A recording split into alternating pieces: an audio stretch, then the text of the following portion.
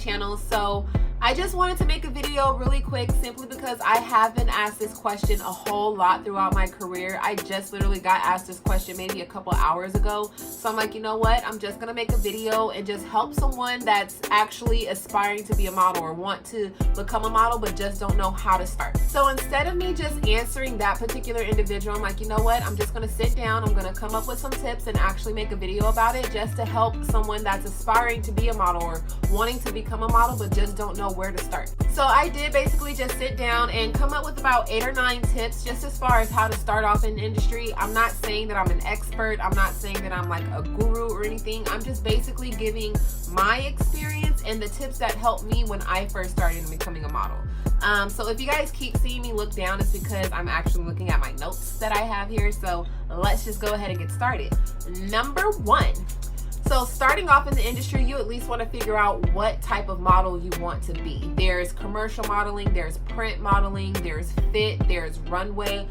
Being plus size, if you want to be a runway model, it is going to be a bit tougher simply because runway modeling, they do have a higher requirement or a more strict standard as far as just body type, height, things like that. So you just want to figure out what type of model you want to be. Starting off as a model in the plus size industry, me personally, I would just suggest you go more commercial versus runway. I'm not saying that you cannot be a runway model. It's just runway modeling, they do look for a certain type. They have a certain requirement, whether it's your height, whether it's your size, whether it's your body type. Versus if you were to go commercial, you can actually do magazines, you could do TV shows, you could do actual commercials, you could do photo shoots, things like that. So now that we got tip 1 out of the way, you figured out what type of model you want to be, now you just need photos. Duh. So as far as your photos, just get professional photos done. Don't have no low quality photos, no selfies, because you want to be taken seriously in the industry, especially if you're planning on shopping out these photos to magazines, to agencies, to castings, things like that. You want to make sure you have professional photos done. Now there are some things, there's something out there called TFP, which is time for print. So that's basically, you have a photographer that is trying to build their portfolio. So basically they're going to give a model a certain amount of photos to put in their portfolio. It's kind of like a scratch my back, I'll scratch yours type of deal. So basically just look for photographers that's doing time for print. You can find that online just by networking, things like that, but you just want to make sure that you have professional photos done. Like I said, you just want to be taken seriously, especially if you want to build a good portfolio and you want to have a good comp card. So let's get into comp cards. Now, my comp card, when I first had my first comp card, I had 4 pictures. I have seen comp cards that has 2 pictures, 3 pictures. Me personally, I had 4 pictures on my comp card. So basically the type of pictures that you want to have your comp card, of course, are your headshots. That's first and foremost. You need to have a headshot on your comp card. The second type of look that I would suggest you go for is a swimsuit look. Doesn't mean that you want to be a swimsuit model, but of course these designers, these casting directors, they want to see what you look like in a swimsuit if they wanted to put you in a swimsuit down the runway or even in front of a camera. The third look that I would go for is a commercial look. Like I said, you want to have a commercial look on your comp card for the magazines, for the photo shoots, for the commercials, for the TV shows, things like that. And then the last photo that I would suggest you put on your comp card is a high fashion editorial look. Just because those 4 types of photos, they show different dynamics as far as your work and as far as what you could do in the industry. So you want to just make sure that each and every photo shows a different aspect of your modeling and what your talent is and how much you could do. Now, after you have your pictures picked out of what you want to put on your comp card, you want to make sure that you have your accurate measurements. Accurate measurements. Okay, so you definitely, ladies, don't lie on your comp card about your measurements. You don't want to say that your waist is a 30 when it's really a 40, things like that. Especially being plus size, these designers want to make sure that once they call you in for a casting that their clothes are going to fit on your body. So just make sure that you're telling the truth about your measurements. Now, as far as what measurements you want to put on your comp card, it's going to be your height, of course. That's first and foremost your height.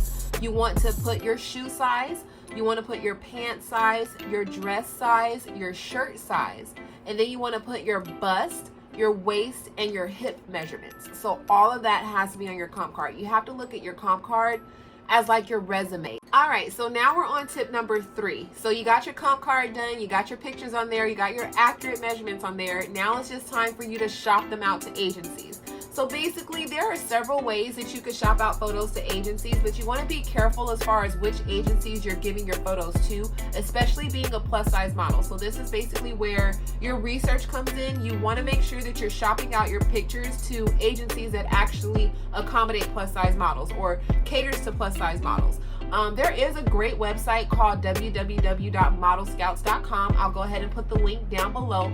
But they do have plus size modeling agencies. Actually, I believe there's over like 250 agencies, well-known agencies that basically look for models on that website. Now, if you're not using a third-party website, you could definitely just email your photos to these agencies. You could physically mail your photos to these agencies. And if you want to go the extra mile, go to the agency. If they're local, show up. It's called a go-see. So when you're going to a go-see, you have to look at a go-see as though you're going into a job interview. You're going in, you're giving them your resume, which is your comp card. You're walking for them back and forth. Maybe they're going to ask you to walk a couple of times, 3 times maybe. And at go-sees, the agents and casting directors, they really don't tell you much. After you walk for them and you give them their comp card, it's just a thank you, we'll keep in touch. So after you leave your go-see, after you just gave them your comp card, after you just gave them the most fiercest walk that they've ever seen, walk out of there knowing that you're going to get booked for that next job. Walk out of there knowing that whatever job that they come up with, whatever designer, whatever casting director comes to them, they're going to think about you. They're going to think about your face. That's how you have to exude confidence in these go-sees. Now, one thing that I want you guys to look out for when shopping for agencies are these scams. There are a lot of scam agencies out there. First things first, never, ever, ever, ever pay an agency for anything. These modeling agencies, they get paid off of commission. So if you're contacting someone or if you're getting contacted by someone and they're saying, pay this flat rate and we'll post your pictures here, you'll get this job, that job, don't do it because it's a scam. And tip number 4. You have to educate yourself and study your craft. That is an absolute must. I remember when I first moved to Vegas, I became a part of an agency called Platinum Plus Models. And my agent at the time, she gave me a model to study, which was Cara Scott. Now, Cara Scott, she is absolutely beautiful. And I wanted to know, like, why are you giving me this particular model to study? And she said, because you guys have the same body type. You guys are both petite. You guys are both under 5'5". You guys both have the same complexion. And you guys favor each other. You guys have a lot in common. So I started to study Cara, and to this day I love her so much. I've reached out to her several times. We've had several conversations just about modeling, just about how to get ourselves out there. Even with Lorna Litz, I've reached out to Lorna Litz as well, and I've told her, you know, you've been such an inspiration to me. I look up to you. You know, what kind of tips can you give me as far as modeling? And it's not even the models that you just want to stop at studying. You want to learn these designers as well. There are so many plus size designers out there. There's Gabby Fresh with her line. There's Z by Zavara. There's Liesl Binks. There's Renee Tyler. I mean, there's so many designers that you could study, so many designers that you could reach out to for possible work. So you just want to make sure that you're studying the field that you're going into. And another thing that you want to do when you're studying your craft and educating yourself is practice, practice, practice.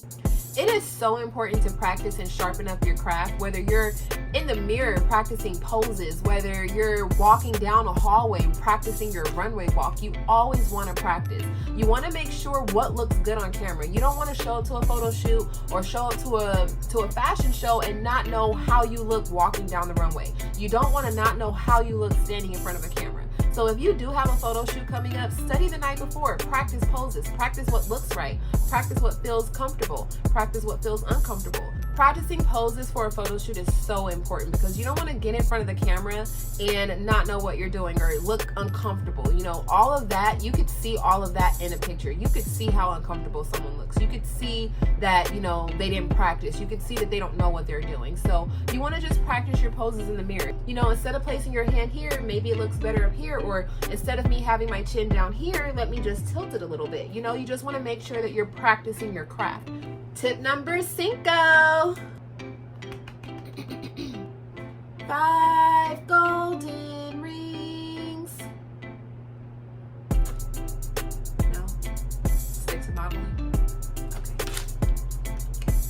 Alright, so you figured figured out what type of model you want to be. You got your pictures and your comp cards done. You've been shopping them out to agencies. You've been doing your research. Now it's just time to network. Okay, you guys, we're in 2019, and the main way to network in 2019 is social media.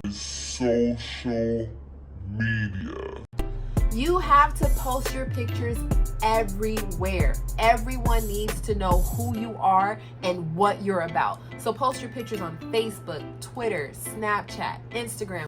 Even if it's a video of your runway walk, post it. Post it everywhere. Social media is everything in 2019. There are so many people that's getting discovered on social media. So social media is the thing in 2019. So you have to post your pictures everywhere. You have to make sure that you're making yourself relevant, especially if you don't have an agent or an agency that's backing you. You have to keep yourself relevant. Social media is everything. Post, post, post. But you really don't have to stop at social media. You could literally network anywhere. Even if you were to go to a fashion show just to spectate and watch it, you could network with photographers, you can network with the designers that's there, you can network with other models. Bring your comp cards everywhere you go. Even if you're going to Walmart, even if you're going to go pump gas, make sure you at least have 5 to 10 comp cards with you at all times, because you never know who you're going to meet. You might have a casting agent at, Walmart in line or something, spark up a conversation with them. Oh, I'm a model. Here's my comp card. Simple as that. You never know what can happen. You never know who you can come across. So always network. You are your own brand. You have to promote yourself. All right, and moving on to tip number 6. What do you wear to a casting or an audition? I have been asked this so many times. What do I wear? I don't know what to wear. Do I dress up? Do I dress down? So basically, I'm just going to break it down from top to bottom, starting off with hair and makeup. When you're going to a casting or an audition, you want to make sure you keep it simple.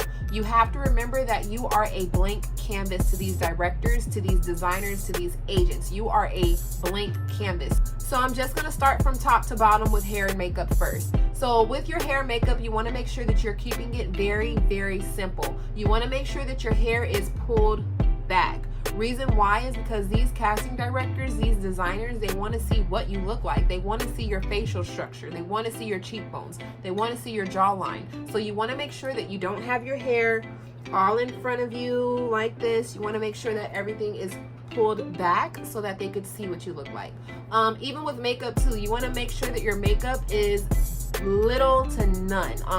You could have, some mascara, some eyeliner, some lip gloss, but you don't want to overdo it with your makeup. Like I said, these designers, they want to look at you as a blank canvas. So you just want to make sure you keep it as simple and as light as possible.